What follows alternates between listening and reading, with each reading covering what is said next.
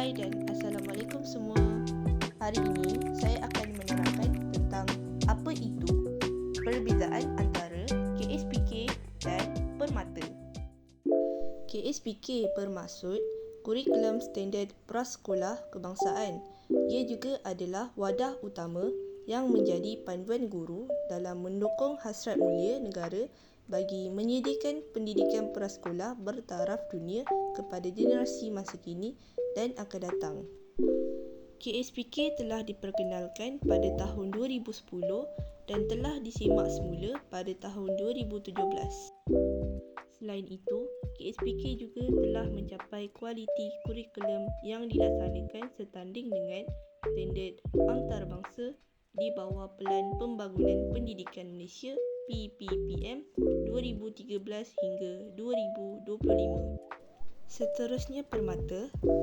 Kurikulum Permata telah disemak pada tahun 2008 dan semakan kedua juga telah dilakukan pada tahun 2007.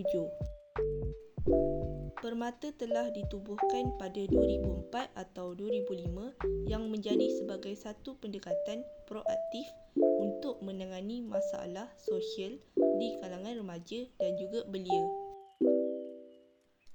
Matlamat Kurikulum Standard Prasekolah Kebangsaan bertujuan memperkembangkan potensi murid berumur 4 hingga 6 tahun secara menyeluruh dan bersepadu.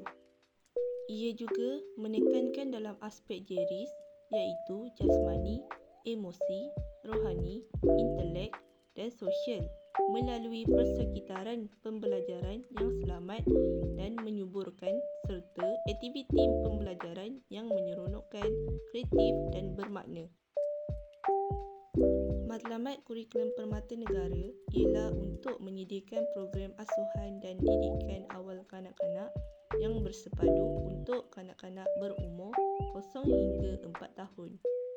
Ia juga menyediakan peluang kepada kanak-kanak untuk mendapatkan pengalaman pembelajaran awal yang berkualiti untuk melahirkan modal insan yang mempunyai syahsiah baik. Terdapat beberapa objektif mengenai Kurikulum Standard Prasekolah Kebangsaan. Pertama, menggunakan bahasa untuk berkomunikasi dengan berkesan. Kedua, menghargai dan peka terhadap budaya masyarakat Malaysia.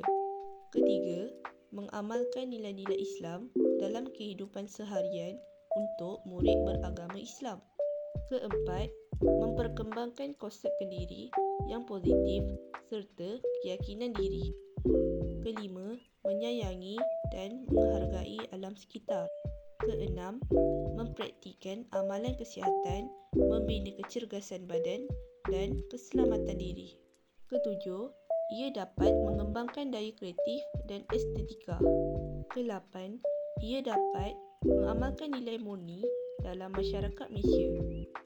Dan yang terakhir, 9, ia juga dapat mengaplikasikan pemikiran kritis, kreatif dan inovatif serta kemahiran untuk menyelesaikan masalah dalam pembelajaran dan kehidupan seharian.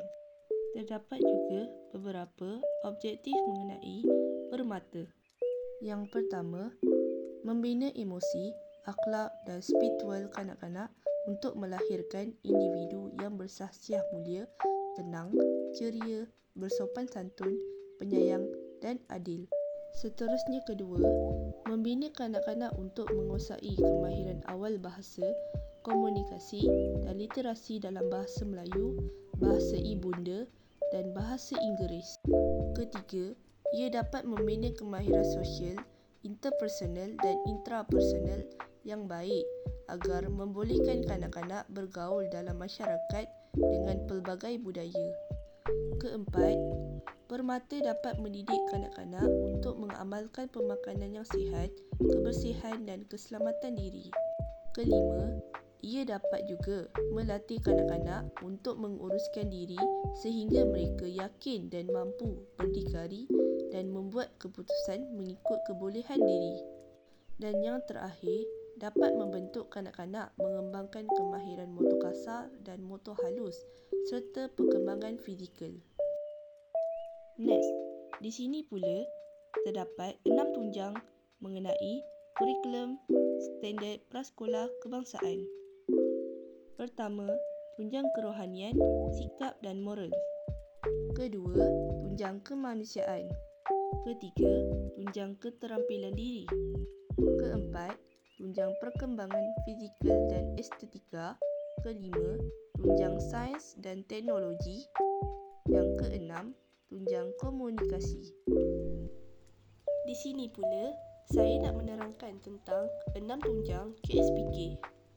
Komunikasi, ia menekankan kepada kemahiran berbahasa secara lisan dan bukan lisan semasa berinteraksi. Kerohanian, sikap dan nilai memberi keutamaan kepada aspek penghayatan amalan agama, kepercayaan, sikap dan nilai. Seterusnya, tunjang kemanusiaan. Ia menekankan kepada pendedahan ilmu dan amalan tentang kemasyarakatan dan alam sekitar, negara dan global, serta penghayatan semangat, patriotisme dan perpaduan.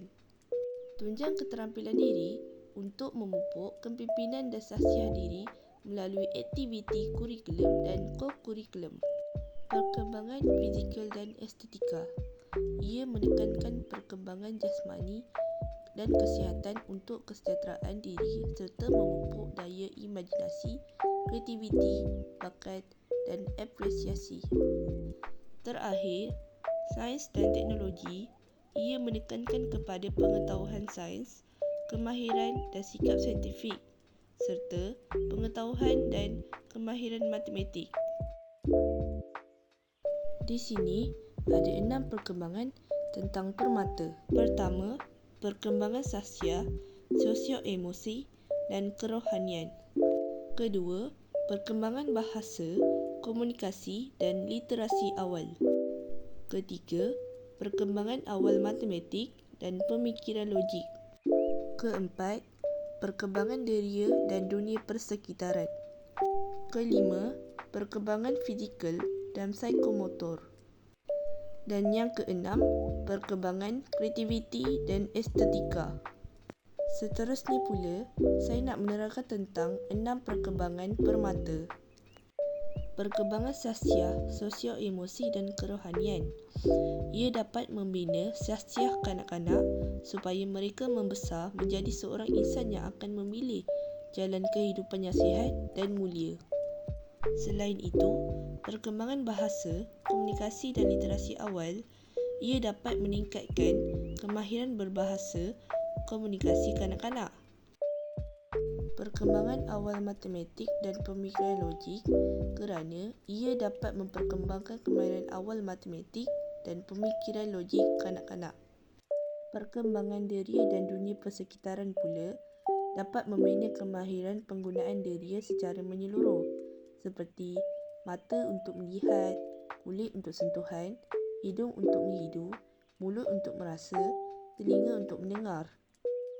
Perkembangan fizikal dan psikomotor dapat mengembangkan kemahiran fizikal dan psikomotor kanak-kanak berumur 0 hingga 4 tahun untuk membolehkan mereka dapat mengawal anggota tubuh badan dengan berkesan.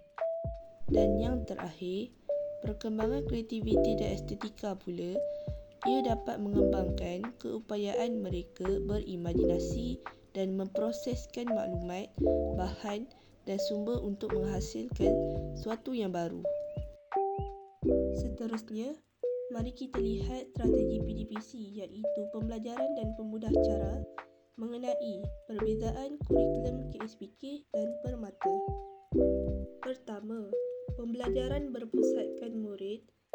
Ia melibatkan murid secara aktif dalam sesuatu aktiviti pembelajaran dan mereka diberi tanggungjawab atas pembelajaran mereka sendiri. Kedua, belajar melalui bermain. Ia adalah satu pendekatan yang terancang dan berstruktur bagi memberi peluang kepada murid untuk belajar dalam suasana yang bebas, selamat, menggembirakan dan bermakna. Yang ketiga, pembelajaran berasaskan inkuari. Satu pendekatan di mana murid membina pengetahuan dan kefahaman sendiri melalui penyiasatan dan penerokaan. Keempat, pendekatan bersepadu. Pendekatan yang menggabung jalin dua atau lebih kemahiran yang perlu dikuasai murid dalam satu masa. Kelima, pendekatan bertema. Pengurusan kurikulum dan pembelajaran melalui satu tema atau topik yang dipilih bersesuaian dengan masa, tempat, minat, latar belakang dan tahap perkembangan murid. Keenam, pembelajaran berasaskan projek. Proses pembelajaran yang berfokuskan tugasan amali secara terancang dalam jangka masa yang tertentu. Ketujuh, pembelajaran masteri. Satu pendekatan untuk memastikan semua murid menguasai objektif pembelajaran yang dihasratkan dalam sesuatu pembelajaran sebelum berpindah ke pembelajaran seterusnya. Yang ke-8, pembelajaran kontekstual. Kaedah pembelajaran yang menggabungkan isi kandungan dengan pengalaman harian individu, masyarakat dan alam pekerjaan. Yang terakhir, ke-9, pembelajaran berdasarkan kepelbagaian kecerdasan. Ia juga merupakan satu teori yang penting kerana teori ini mempunyai hubung kait yang rapat dengan bidang pendidikan. Manakala permata ada dua, iaitu pertama, belajar melalui bermain.